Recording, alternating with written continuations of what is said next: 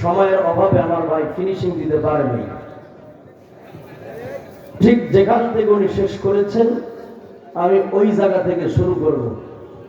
তবে শুরু করার আগে আমি এই জনতার কাছে জানতে চাই, আপনারা আজকে এই ময়দানে শুনতে আসছেন কার কথা? বলেন, কথা বলতে হবে তো। কার কথা? আল্লাহর কথা। আল্লাহর কথা শোনার জন্য, মানার জন্য কিছু পদ্ধতি আছে। এই পদ্ধতির বাইরে গিয়ে যদি আলোচনা করা হয় এবং শোনা হয়, কোনোটাই কাজে লাগবে না। আলোচনা করার পদ্ধতি হলো মান ক্বালা বিহি সাদাকা, কোরআন বিল কোরআন। আলোচক যতক্ষণ আলোচনা করবে, প্রথম স্তর হবে আল্লাহর কোরআন টু কোরআন, আয়াতের ব্যাখ্যা আয়াতে করবে। আর আল্লাহর আয়াতের ব্যাখ্যা করার কারণে এই ব্যাখ্যা যদি আপনাদের কারো চরিত্রের বিপরীত চলে যায়, প্রশ্নের উত্তরটা সুন্দর করে দেবেন। মাইকাল একটু ডিলে বাইকে বাড়াও। তেলাওয়াতকৃত আয়াতের ব্যাখ্যা যদি আপনাদের কারো চরিত্রের বিপরীত চলে যায়, তাহলে কোরআনকে ফেলে দেবেন না চরিত্র ফেলে দেবেন? না, আমি আওয়াজ পাই নাই। আমি গোপাদের কাছে প্রশ্ন করি নাই, আবার প্রশ্ন করি, জবাব দেবেন তারা, কথা বলতে পারেন যারা। তেলাওয়াতকৃত আয়াতের ব্যাখ্যা যদি আপনার চরিত্রের বিপরীত যায়, কোরআন ফেলে দেবেন না চরিত্র ফেলবেন? 2 নাম্বার প্রশ্ন, তেলাওয়াতকৃত সূরা শুআরা এই 13 নম্বর আয়াতের আলোচনা যদি আপনাদের কারো পীর, শায়েখ, মুর্শিদ, গুরু ওনার বিরুদ্ধে চলে যায়, কোরআনের আয়াত ফেলে দেবেন না পীর ফেলে দেবেন? পিছনে ভাইরা কথা বলো, বোঝা যায় না। কি ফেলবেন আপনারা, কোরআন না পীর ফেলবেন? সর্বশেষ প্রশ্ন, জটিল এবং কঠিন, উত্তরটা সুন্দর করে যায়। তেলাওয়াতকৃত আয়াত যদি আপনার দল অথবা নেতার বিপরীত যায়, তাহলে কোরআন ফেলে দেবেন না দল ফেলে দেবেন? যারা কথা বলেন না তারা বেশি চালাক আপনারা। কে কোনটা ফেলবেন, কোরআন না দল? আচ্ছা, দেখা যাক আপনারা কোনটা ধরতে পারেন আর কোনটা ছাড়তে পারেন। এখানে একটা আয়াত দিয়ে আমরা শুরু করে, আল্লাহ পাক কি বলে কান খাড়া করেন। তবে তার আগে বলি, ব্যক্তিগত কোনো কথা বলবো না, ওয়াদা দিচ্ছি ইনশাআল্লাহ। কথা যা হবে রবের পক্ষ থেকে আশা কোরআনের হবে ইনশাআল্লাহ। বলেন বলেন ইনশাআল্লাহ। 5 আগস্টের পরে আন্দোলন করে একদলকে আমরা হিজরতে পাঠাই দিলাম ভারতে, যে তোরা ভারতে থাক। মনে করলাম দেশটা ভালো হয়ে গেছে, কোরআনে আর কেউ বাধা দেবে না, আলেমদের বিরুদ্ধে আর কেউ কথা বলবে না। মা এখন দেখি চোর খাবে ডাকাত বসাইছি, কথা বলা তারাইছি চোর, আইছে ডাকাত। তবে আমরা শুরুতে বলি, মনে রাখবেন, চোর গেছে যেদিকে, ডাকাত যদিও সেদিকে না যায়, তার থেকে আরো জঘন্য পথে ডাকাতদের যাওয়া লাগবে। ঠিক না? কথা বলেন।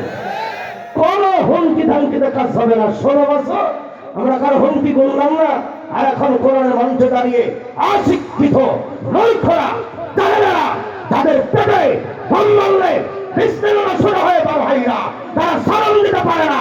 এই সমস্ত বেয়াদবেরা কোরআনের মঞ্চে টাকা পাই কি করে? আগামীর কোন মাহফিলে অশিক্ষিত জাহেলের ভক্তদেরকে কোরআনের মঞ্চে টাকা দেওয়া হবে না।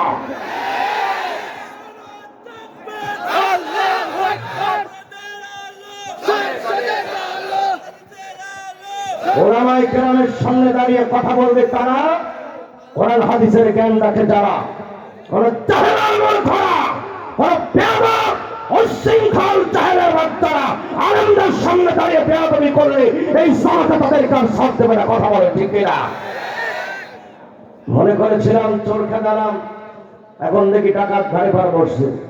এই জন্য 20 বছর আগেই সতর্ক করে গিয়েছিল আমাদের মরহুম আইনুদ্দিন আজাদ রহমতুল্লাহি আলাইহি।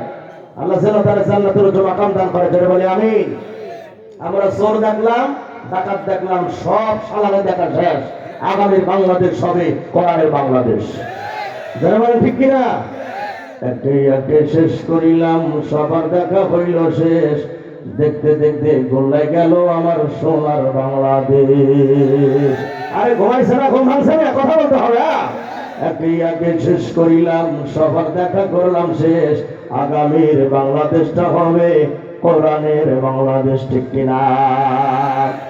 স্বাধীনতার বয়স পেরে আমরা 54তে পা দিলাম ভাইজান, স্বাধীনতার বয়স পেরে মোরা চুয়ান্ন টাকা দিলাম, নেতারা তো সবই পাইলো, আমরা গরিবেরা কি পাইলাম?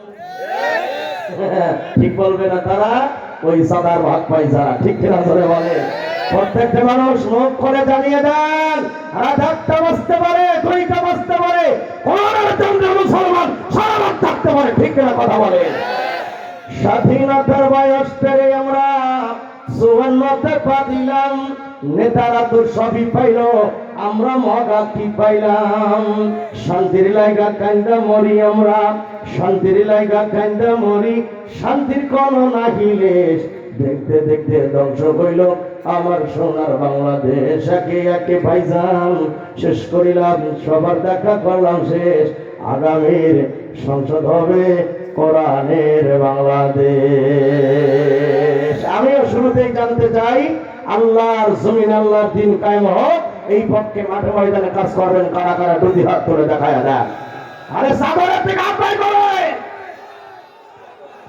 আল্লাহ হাত সোজা করেন, হাত উঁচু করেন, একদম উঁচু করেন। মুনাফিক যারা হাত উঁচু করবে না তারা বাগের হাত সোজা করেন। আল্লাহ হাতগুলি দেখো, আগামীর কোরআন প্রতিষ্ঠার জন্য কবুল করো। আমিন এত সুন্দর করে বলতে পারলেন না, জোরে করে আমিন। হাত নামান। কোরআন যে প্রতিষ্ঠা করা লাগবে এ কথা কোরআনে আছে, বলেন কোথায় আছে? মনে রাখবেন, সূরা ইউসুফ, সূরার নাম বলেন, জোরে বলেন, সূরার নাম বলেন। 40 নম্বর আয়াত। কত নম্বর আয়াত? আল্লাহ পাক বলেন, ইনিল হুকমু ইল্লা লিল্লাহ। কোরআনুল কারীম এখানে জানিয়ে দিচ্ছে সব পৃথিবীর মানুষেরা, এদিকে তাকান। আল্লাহ বলেন, ইনিল হুকমু ইল্লা লিল্লাহ।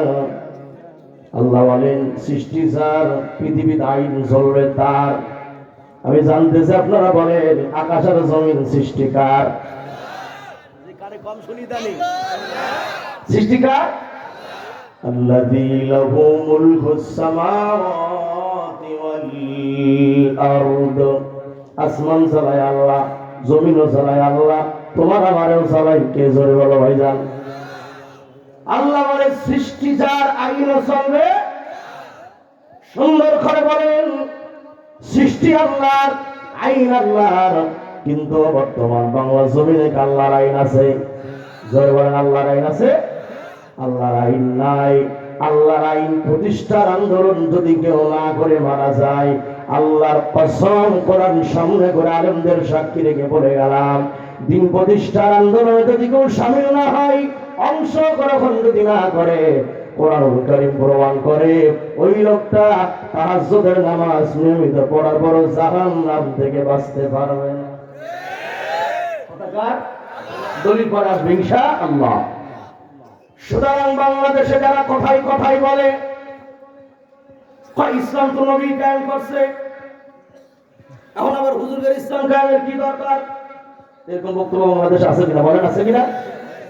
আরে জাহেলের ঘরের জাহেল, মূর্খর ঘরের মূর্খ জানে না। আল্লাহ পাক বলেন, হুয়াল্লাযী আরসালা রাসূলাহু বিল হুদা ওয়া দীনিল হক লিইয়ুযহিরাহু আলাদ দীনি কুল্লিহি ওয়ালাউ কারিহাল মুশরিকুন। কথা কার ভাইজান? আল্লাহ কয়, সারা পৃথিবীর মানুষ নবী কেন পাঠালাম? মুহাম্মদ নবী কেন পাঠালাম? আমার নবী সত্য সহকারে আমি নবীরে দুনিয়াতে পাঠালাম। কেন পাঠালাম? কি জন্য পাঠালাম? কারণ হলো যাতে আমার নবী সমস্ত ধর্মের উপরে, সমস্ত দিনের উপরে ওয়াদিনিল হক, আমার কোরআন ইসলামকে বিজয় করতে পারে। আমি এই জন্যই নবী পাঠাইলাম। আল্লাহু আকবার বলেন। নবী কেন আসছে? সমস্ত ধর্মের উপরে ইসলামকে বিজয় করার জন্য, সমস্ত মতবাদের উপরে ইসলামকে বিজয় করার জন্য। আপনি বলেন, বাংলাদেশে কি সমস্ত মতবাদের উপরে ইসলাম বিজয় আছে? ইসলাম বিজয় আছে? যতদিন পর্যন্ত বাংলাদেশে ইসলাম সমস্ত মতবাদের উপরে, ভারতের উপরে, আমেরিকার উপরে, রাশিয়ার আইনের উপরে, আল্লাহর আইন যতদিন বাংলাদেশে প্রতিষ্ঠা না হবে, প্রত্যেকটা মুসলমানের বার্তা কোরআনকে বসাই দেওয়া। চাচারা ভালো করে শুনবেন, কারণ আমার বহুত মুরব্বী চাচা আছে 10 প্যাকেট বিড়ির অফার যখন পাই